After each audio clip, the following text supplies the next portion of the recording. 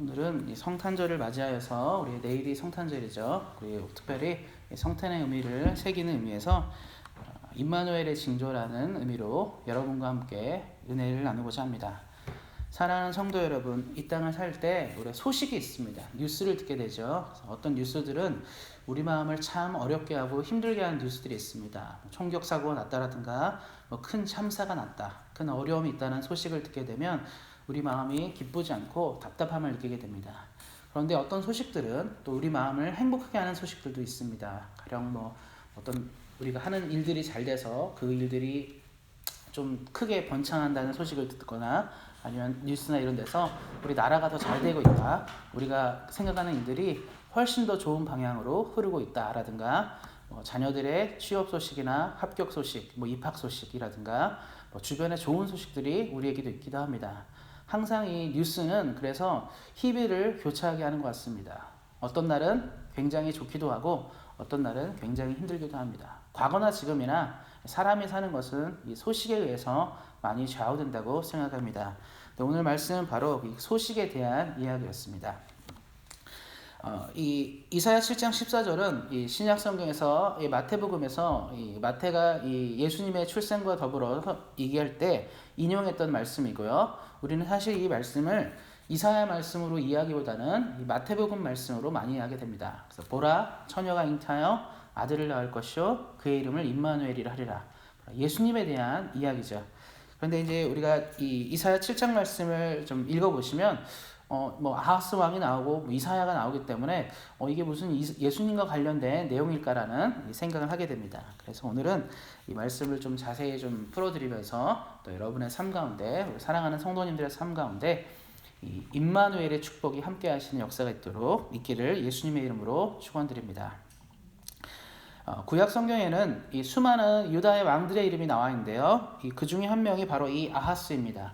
아하스 왕을 우리가 많이 들어본 적은 없을 거라고 생각합니다. 그러나 이 아하스의 아들이 히스기야입니다. 히스기야는 성도님들, 우리 사랑하는 성도님들께서 신앙생활 하시면서 한 번 이상은 들어봤을 이름이라고 생각합니다. 왜냐하면 이 구약 성경에서 다윗과 같이 훌륭한 왕으로 평가되는 왕 중에 한 명이 바로 기도의 왕 히스기야이기 때문입니다. 그런데 그의 아버지 이 아하스는 믿음이 아주 없던 사람이었습니다. 하나님을 섬기기보다는 자신의 이익을 따라 섬기고 세상 권세와 권력에 의해 마음이 왔다 갔다 하는 사람이었습니다. 그래서 그의 통치 시기는 항상 불안하고 어려움들이 있었습니다. 게다가 이 본문 말씀에 이제 나오진 않지만 이 내용이 이제 이 아수르랑 연결되어 있는데요. 이 당시에 일어난 이 아수르, 이 나라는 굉장히 강하고 거대하고 힘이 셌기 때문에 주변 여러 나라들을 정복하고 무너뜨리는 가운데 있었습니다. 이 시기 즈음하여서 이 북이스라엘도 이 아수르에 의해서 멸망당했고요. 그런 가운데 이 국제 정세가 피말리는 가운데 있게 됩니다. 예전에 우리 대한민국이 이제 조선 말기죠. 구한 말에 비슷한 시기를 경험했습니다. 나라의 운명이 어디로 갈지 모르는 상황 가운데 주변의 강대국들이 한국을 이제 대한민국을 어떻게 먹을 것인가를 고민하던 시절이 있었습니다. 미국은 미국대로, 청나라죠. 청나라는 청나라대로, 러시아는 러시아대로, 영국은 영국대로, 일본은 일본대로, 우리 조그만 나라죠. 우리 조그만 나라지만 이 나라에 대해서 관심이 굉장히 많았습니다. 당시에 이 황제였던 고종 황제는 고민이 있었어요. 어떤 나라가 과연 우리를 도와줄 수 있을까? 내가 어떤 나라랑 손을 잡아야지 될 것인가를 상당히 고심하고 고심했습니다. 그래서 그 당시에 우리나라에 친미파, 친러파, 친일파, 이 친영파 이런 식이겠죠. 이런 사람들이 너무 많이 갈려 있었어요.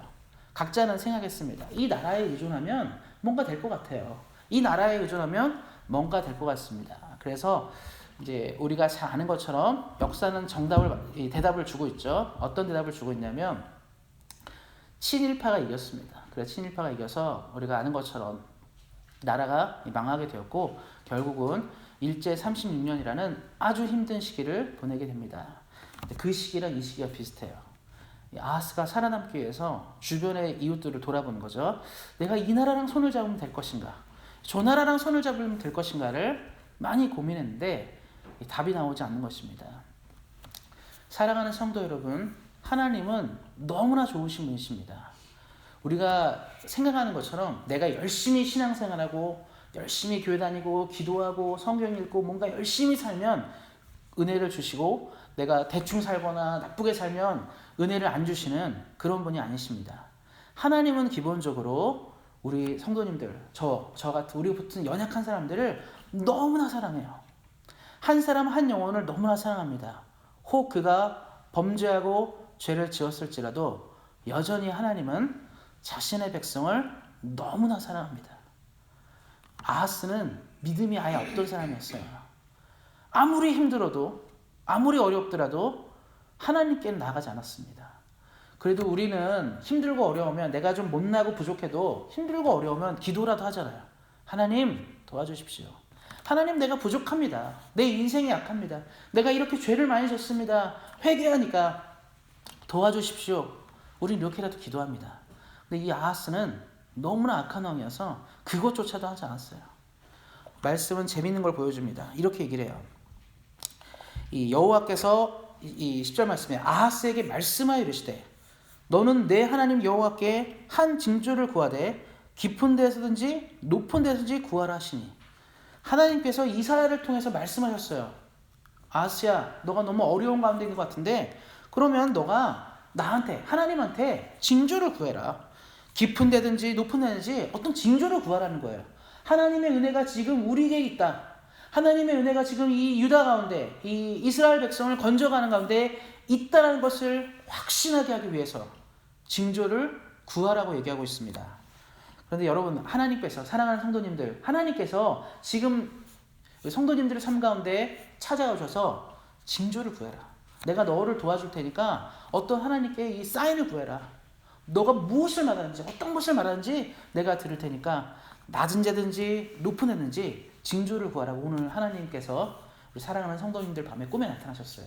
너는 아무거나 내게 구하라.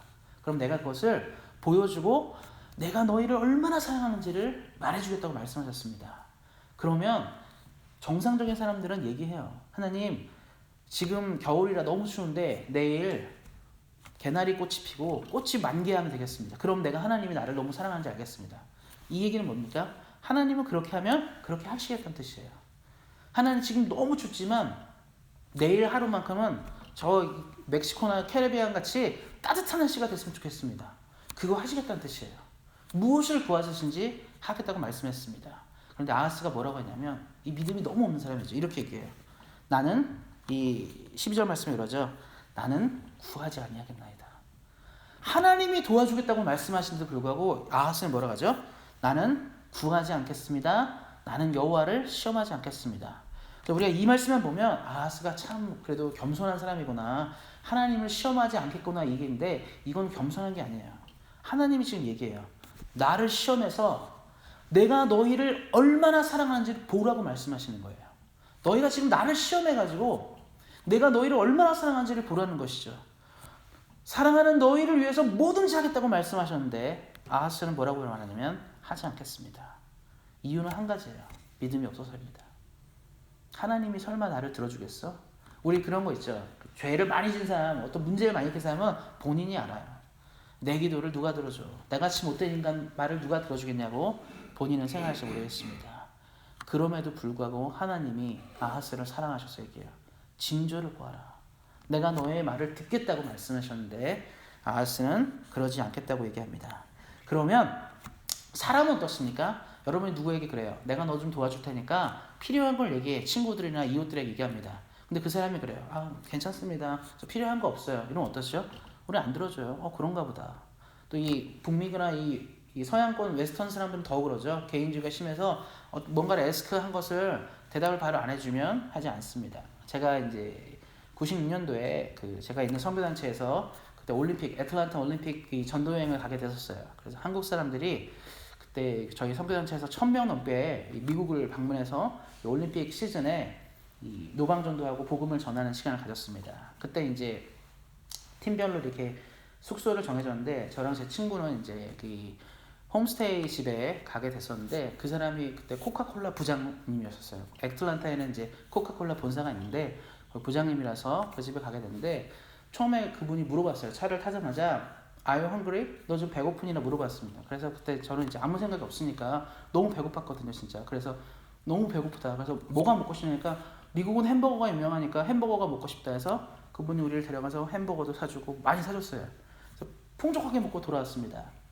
근데 다음날 한국인 친구들을 만났는데 다들 얼굴이 이제 피골이 상접한 거죠. 배고파서. 그래서 왜 그러냐, 무슨 일이 있냐니까 밥을 안 줬다는 거예요. 그래서 그럴 리가 없을 텐데 이게 대접을 했으니까 외국 애들은 대접을 잘하는데 왜 밥을 안 주냐 물어봤는데 외국 애들이 물어봤어요. Are you hungry? 하니까 I'm okay. Fine. 괜찮다고 얘기한 거예요. 그러니까 서양 사람들은 두 번을 안 물어보더래요. 한국 사람은 그러잖아요. 밥 먹겠습니까? 괜찮아요? 물어보면 몇 번 얘기해요. 괜찮으면 두세 번 얘기해서 진짜 한 두세 번 거절하면 진짜 배가 안 고픈 거예요. 한국 사람들은. 근데 이 외국 사람들은 한 번만 물어보더라고요.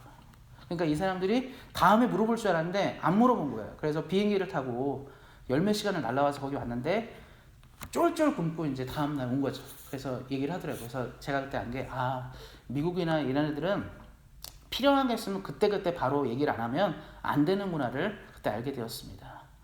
우리도 그렇죠. 에스크를 하면 누가 뭔가를 요청하면 들어줘야 돼요. 들어주고 그렇죠. 근데 그 사람이 괜찮다고 하면 안 들어줍니다. 사람은 다 그렇습니다. 그런데 말씀에 하나님 어떻습니까? 아하스가 그래요. 저도 괜찮습니다. 하나님, 저 하나님께 구하지 않을 거예요. 시험하지 않겠습니다라고 말했습니다. 그러면 하나님 보시기에 이 아하스는 못된 왕이고 악한 왕이고 말도 안 들어요. 그럼 우리 안 들어주면 됩니다. 누가 이쁩니까? 이게 이쁩니까? 아주 밉잖아요. 하는 것도 마음에 안 드는데 도와주겠다는 것도 안 듣겠다 합니다. 그러면 우리 같으면 돌아서요. 그래, 너 혼자 알아서 해라. 망하든 살든 네 맘대로 하라고 말하겠지만 하나님은 그래서 하나님이십니다. 이 13절 14절에 그러죠. 이 얘기를 해요. 내가 너를 도와주겠다고 해도 말을 왜 이렇게 안 듣냐고 말하면서 이 하나님을 괴롭게 하지 말라고 말씀하시면서 14절에 아주 유명한 말씀이 나옵니다. 이렇게 시작하죠. 주께서 친히 징조를 너희에게 주실 것이라. 너희가 애스크하지 않아도, 너희가 하나님께 간절히 구하지 않아도 나는 하나님이기 때문에, 아하스 너가 너무 불쌍하고 유다가 너무 불쌍하기 때문에 나는 하나님이기 때문에 내 스스로 일하겠다고 말씀하십니다. 사랑하는 성도님들, 우리가 믿는 하나님이 이런 분이세요. 우리 가끔 목사님들이나 장로님들이 기도하시고 그러죠. 구하지 않는 것도 응답하실 줄 믿습니다. 이런 기도하죠. 정말 그렇습니다. 구하지 않았어요. 아하스는 구하지 않았지만 하나님께서 이 이스라엘을 너무나 사랑하셔서 친히 징조를 보여주셨습니다. 그리고 하나님이 이 징조를 보여준 대로 이스라엘이 더욱더 컴컴하고 힘들고 어려운 그 시기, 로마의 압제에 시달리고 모든 것이 끊어지고 소망이 끊어진 시기에 예수님은 이 땅에 오셨습니다. 말씀이 나온 대로 처녀가 잉타하여 아들을 낳을 것이여 임마누엘이 하리라. 극심한 고통에 시달리던 이스라엘의 운명을 보시면서 앞으로 운명이 더 심해지는 거죠. 이 당시에는 이때가 제일 힘들 거라 생각했지만 이스라엘은 더 힘들어지게 됩니다. 그래서 가장 힘들고 어려운 그 순간에 예수님은 이 땅에 오십니다. 하나님은 우리에게 이렇게 친절하게 복된 소식을 전해주는 분이십니다. 우리는 약하기 때문에 내가 구하는 것에 한계가 있고 믿음이 없을 때도 있어요. 너무 힘들고 어려우면 기도도 못합니다. 하나님이 무슨 내 기도를 들어줘. 기도도 못하는 그 시기에도 하나님은 우리 사랑하는 성도님들을 너무나 사랑하셔서 그때도 말씀하세요. 내가 친히 징조를 보이리. 성탄절은 이런 의미가 있습니다. 구하지 않았던 이들에게 메시아를 보내겠다라고 말씀하신 하나님의 깊은 사랑과 은총이 있습니다. 사랑하는 성도님들의 삶 가운데 예수님의 이 깊은 사랑과 하나님의 이 깊은 은총이 매일매일 끊어지지 않고 늘 넘쳐나시기를 예수님의 이름으로 축원드립니다. 우리가 또 기도했으면 좋겠습니다. 기도하실 때 많은 사람들에게, 여러 주변 사람들, 믿음이 없는 분들이 있을 거예요. 이렇게 기도하시면 좋을 것 같아요. 하나님, 저 사람이 믿음이 없지만 말씀을 보니까 그런 사람에게도 하나님은 좋은 소식을 전해주시는 위대한 분임을 발견하였습니다. 하나님, 내 주변에 가족들 중에 예수 안 믿는 분들이 있습니까? 믿음이 연약한 사람들이 있습니까? 기도했으면 좋겠어요.